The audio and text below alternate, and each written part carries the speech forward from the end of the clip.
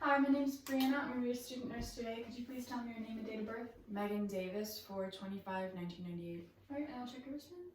Okay, so today I'm going to be doing a thorax and lungs, cardiac, neurological, and general survey assessment on you. So this should all take up to about 30 minutes. So at any point, just let me know if you have any questions. So to start, do you know what your code status is? Full code. Okay, and do you know if you have any allergies to latex, iodine, or shellfish? No, I don't. Okay, then we're going to get started, and I'm going to start by assessing your physical appearance.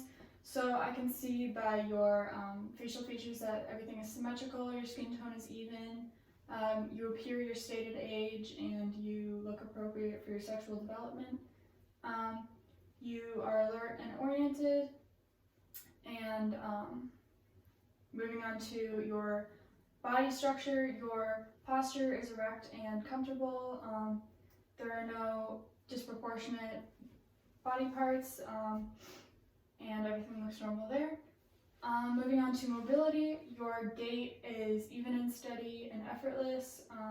You walk symmetrically, and everything is normal there. And then moving on to your behavior, your mood and affect is appropriate for the situation. Your facial expressions are appropriate for the situation. You look well groomed and are dressed appropriately for the situation. So everything appears as normal. So now I'm going to move on to the thorax and lungs.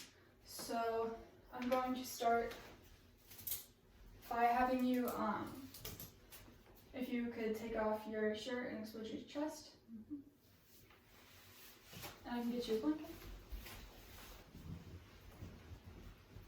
Alright, so first I'm actually going to be assessing your posterior chest. So if you could turn around.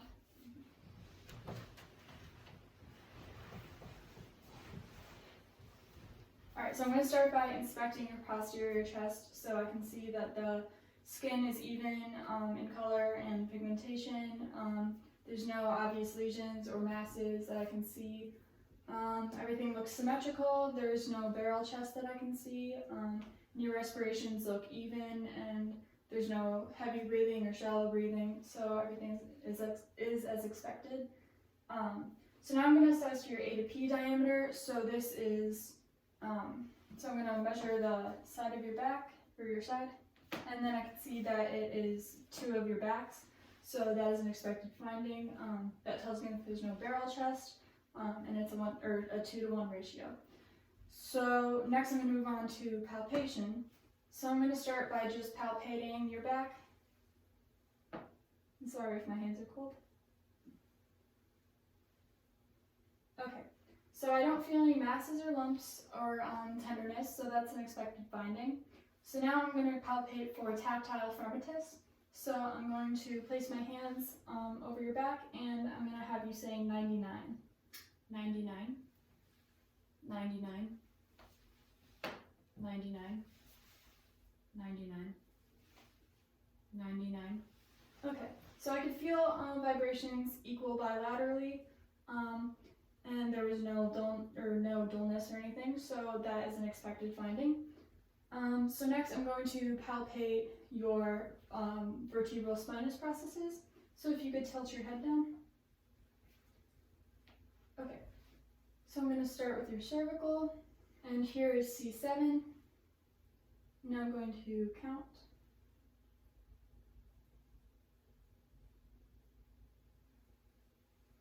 Right, so all the way to T12.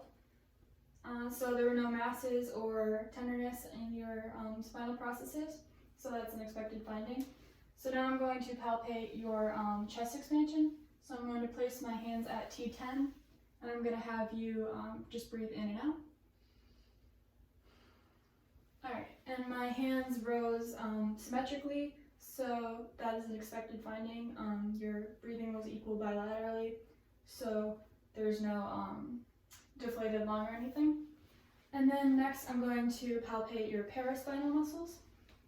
So that's just going to be on the side of your vertebrae. all the way to T12. Alright, so I didn't feel any masses or lumps or tenderness, so that is an expected finding. So now I'm going to move on to percussion. So I'm going to percuss over a couple of fields of your chest.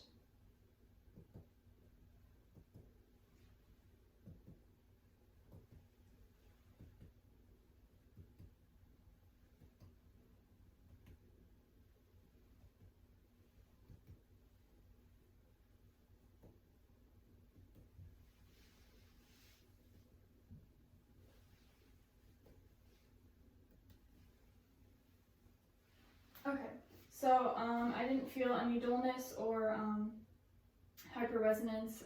Everything sounded hollow and equal bilaterally, so that is an expected finding. So now I'm going to move on to auscultation. So I'm just going to be listening for any adventitious breathing, wheezing, or crackling. So I'm going to start at the apices at C7, and I'm going to listen, or I'm going to have you inhale and exhale.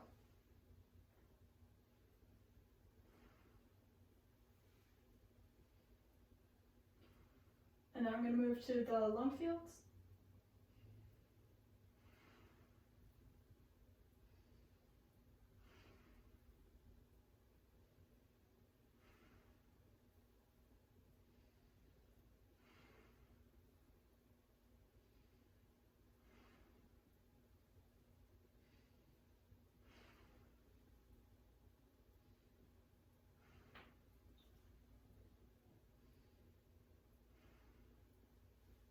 And then the lateral bases at T10.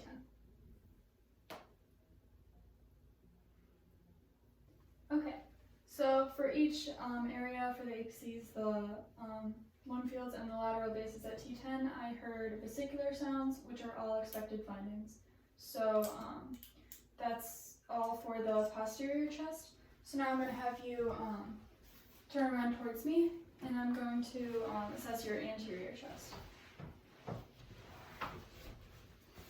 Alright, so I'm going to start with inspecting your anterior chest so I can see again that there's no obvious skin lesions. The skin is smooth and even. Your posture is erect, your level of consciousness is alert and oriented, and your facial expressions are appropriate for the situation. So now I'm going to inspect your costal angle, and I can see that it's about 90 degrees, so that is an expected finding. Next I'm going to palpate your posterior chest, so I'm just going to feel for any masses or lumps.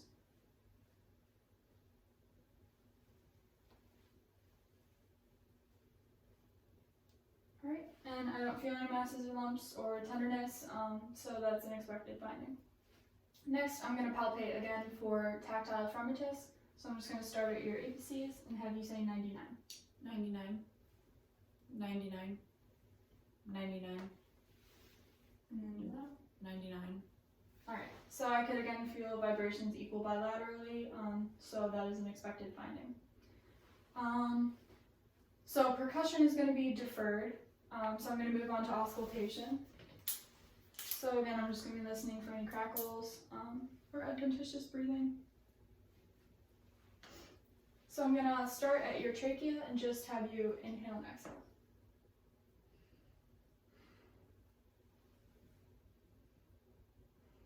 Great, and then I'm going to move on to your apices at C7.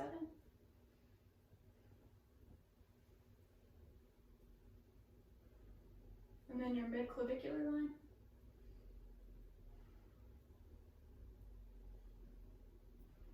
And then your larger airway sternal borders.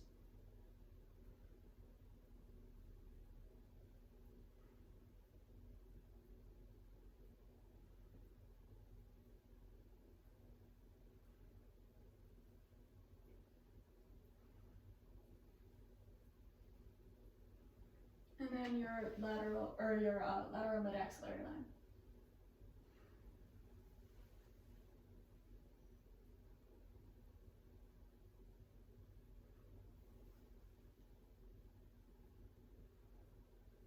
Okay, so at your trachea, I heard bronchial sounds, which is an expected finding.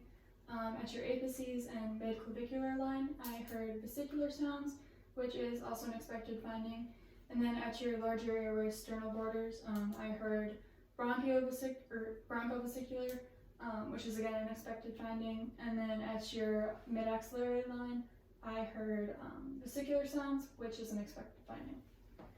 So that concludes the thoracic assessment, and I'm going to move on to the heart assessment, or the cardiac assessment. So I'm going to start by auscultating your carotid arteries. So for this, I'm going to use the bell of the stethoscope because it's used for hearing murmurs and those low-pitched sounds. So I'm going to use that for your carotid arteries.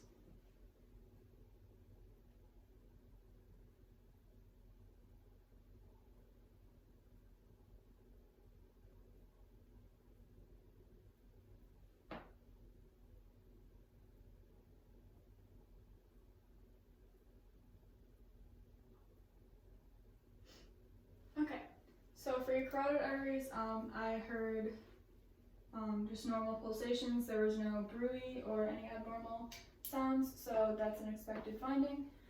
Next, I'm going to palpate your carotid pulse. So I'm going to do it one at a time.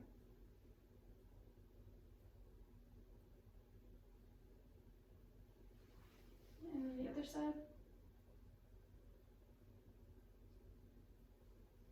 Okay, so I could feel the carotid pulse equal bilaterally with a +2 grading, and I didn't feel any thrills, so that's an expected finding. Next, I'm going to inspect your jugular venous pulse. So for this, I'm going to have you lay back on the pillows at about a 30 to 45 degree angle. Again, here's your blanket if you'd like. Alright, so for this, I'm going to have you turn your head all the way to the right. Okay. And then all the way to the left. Alright, so I could kind of see your jugular venous pulse, which is an expected finding. It wasn't distended, so there's no sign of jugular venous distension, which is an expected finding. Next, I'm going to inspect your precordium. So I'm just going to get at eye level and watch your chest rise and fall.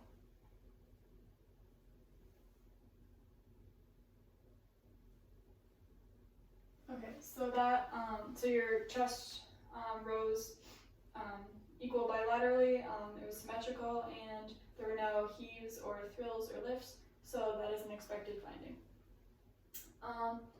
Next, I'm going to palpate your precordium. So I'm going to just place my hand in the middle.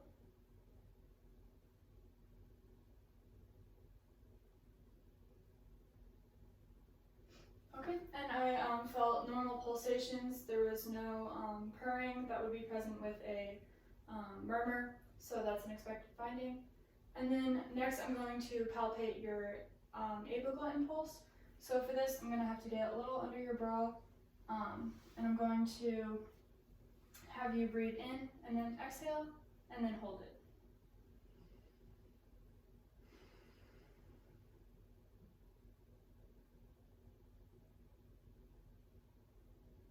Alright, so I could feel your apical impulse. It was palpable. There were no abnormal pulsations, so that is an expected finding. And that was located at your fifth intercostal space on your midclavicular line. So that is expected. So next I'm going to auscultate. So I'm going to first have you lay all the way supine. So I'm going to remove the pillow. Okay. Okay, so I'm going to start at your right intercostal space, or second intercostal space on your right side, which is your aortic. So I'm going to listen for about 30 seconds.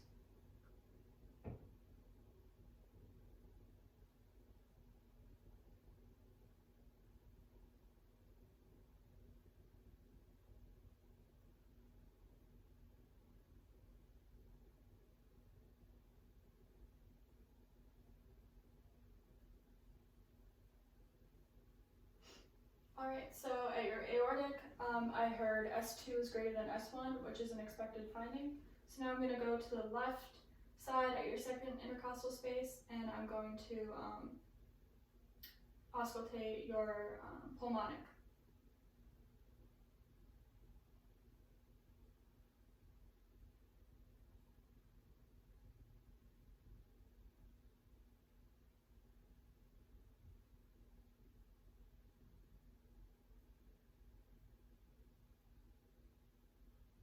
Alright, and again I heard S2 is greater than S1, so that's an expected finding.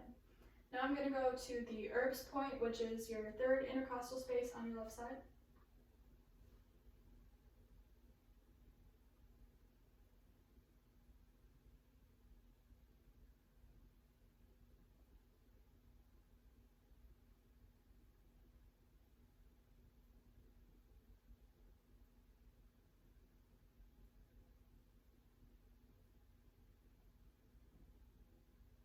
Okay, and here I heard S2 equals S1, so that's an expected finding.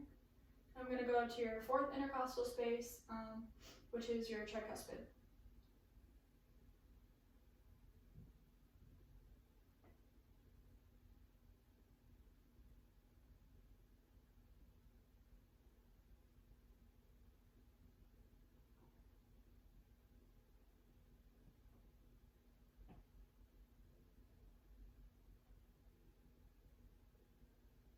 Okay, so at your tricuspid, I hear S2 is greater than S1 is greater than S2, which is an expected finding. And then I'm moving to your fifth intercostal space, which is the mitral.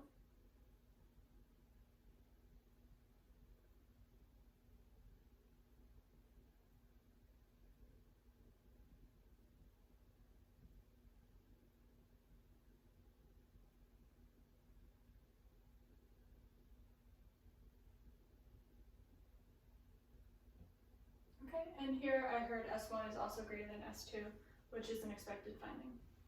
So now I'm going to identify your rate versus rhythm. So I'm going to just auscultate and count your heart rate for about 30 seconds.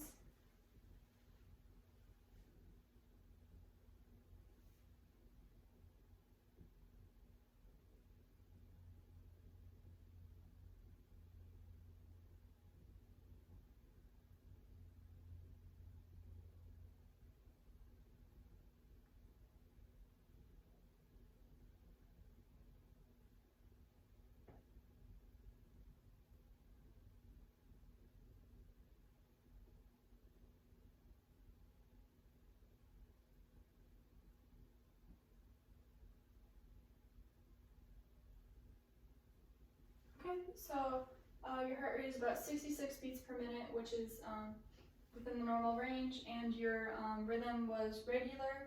And I could hear S1 and S2, but no extra sounds or any murmurs, so that is all an expected finding. So that concludes the cardiac assessment. So now I'm going to move on to the neurological assessment, and for this you can get dressed again if you want to. So I'll let you do that.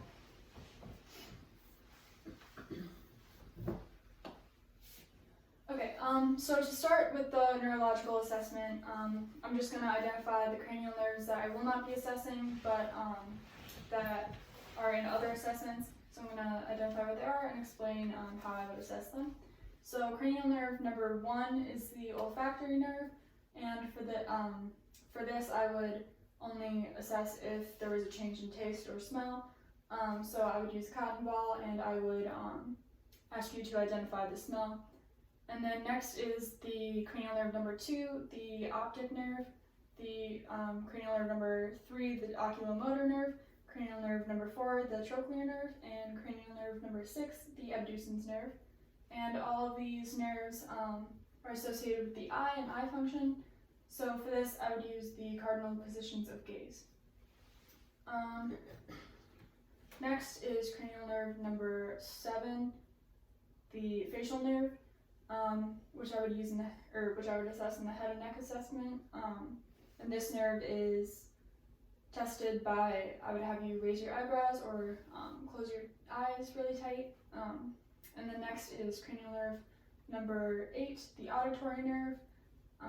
and this is used in the hearing assessment. So for this, I would use the whisper test to assess that nerve.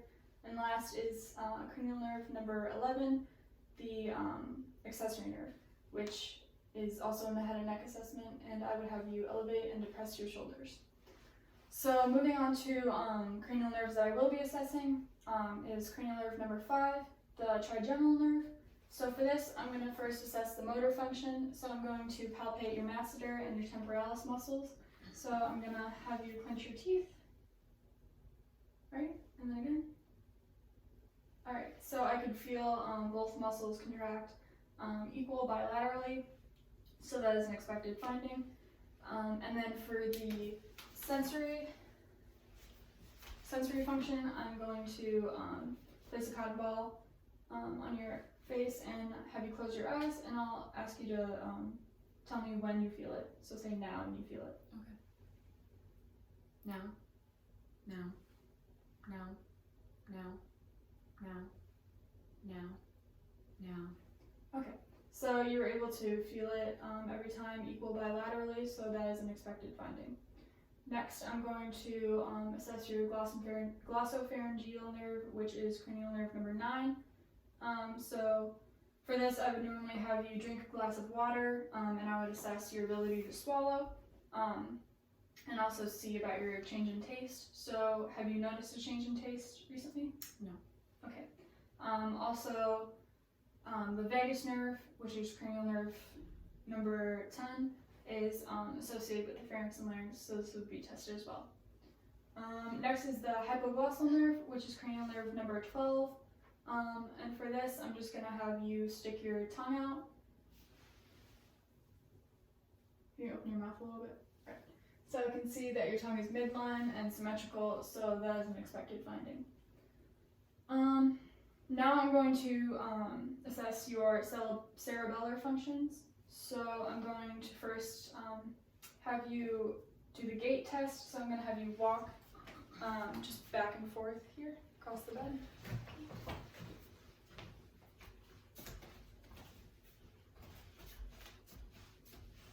Okay, and you can have a seat. So I can see that your gait is even and smooth and effortless. There were no issues with your balance, so that's all an expected finding. Next is the tandem walking test. So for this, I'm going to have you stand up again. And this is the heel to toe test. So I'm going to have you walk looking straight forward with your heels to your toes, touching your heels to toes.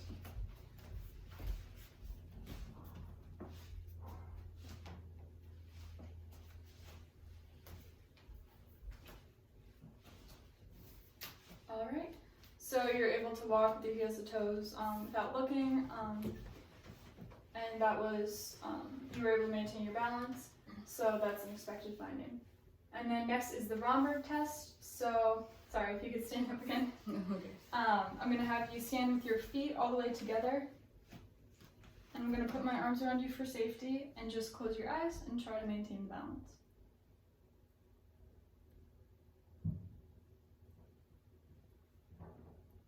Okay, so you're able to maintain balance with your eyes closed, so that is an expected finding. And then lastly is the shallow knee bend test. So I'm going to have you stand on one leg with your other leg bent, and on the leg that you're standing on, just bend a little bit.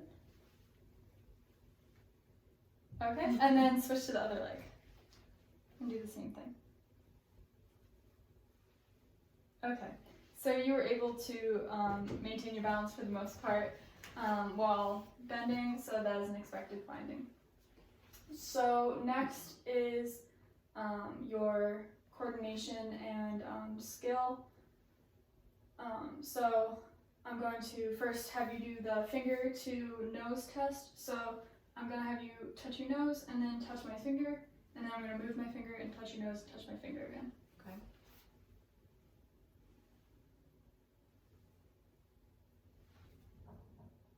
Okay. So you're able to touch my finger each time without any difficulties. So that was an expected finding. Next is your finger to, oh I'm sorry, that was the finger to finger test. This is going to be your finger to nose test. where you have one arm extended and your fingers touching your nose, and then with your eyes closed, you're gonna alternate and keep touching your nose.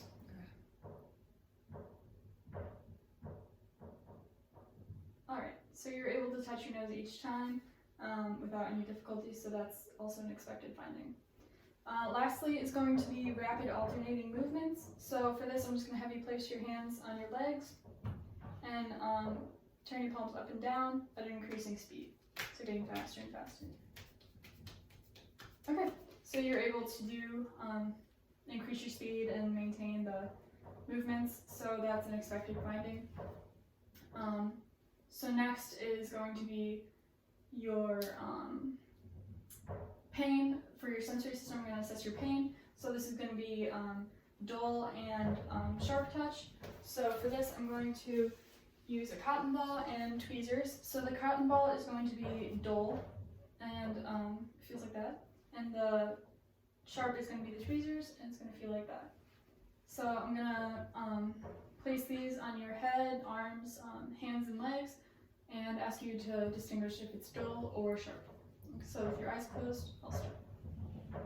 Dull, sharp, sharp, sharp, dull, dull, dull, sharp, dull, dull, sharp, sharp, dull, dull, sharp, sharp, dull, dull, dull, dull, sharp, sharp, dull, sharp, dull, sharp, dull, dull, sharp, sharp.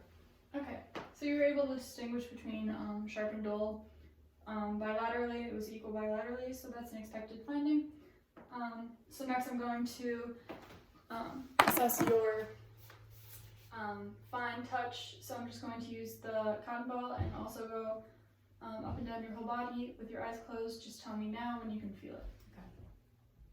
Now, now, now, now, now, now, now, now, now, now, now, now, now, now, now. Okay, so you were able to tell each time when the cotton ball touched you, so that's an expected finding. So that's that for fine touch. Next is going to be, I'm going to be testing your stereognosis, so that's your ability to identify objects. So I'm going to start, I'm going to place 2 objects in your hands with your eyes closed, and I want you to tell me which, what's in your left and right hand. Right. Okay. So in your left hand, This is a coin. okay, in your right hand, This is a chapstick. okay. So you're able to describe what each one was. So that's an expected finding. And then lastly is graphesthesia. So this is your ability to distinguish letters that I draw on your hand. So I'm going to have you close your eyes again, and in each of your hands I'm going to write one letter, or one number, sorry. 4, 3. Okay, so you were able to tell me what the letters were, so that's an expected finding. Okay, so that's all for the assessments that I have. To summarize your results, there were no abnormalities. Everything was an expected finding. You were able to maintain balance and everything in the neurological assessment, so everything is normal. Do you have any questions? No. Okay, so now I will let you get dressed if you have any more clothes to put on, and that's all I have. Thank you. Thanks.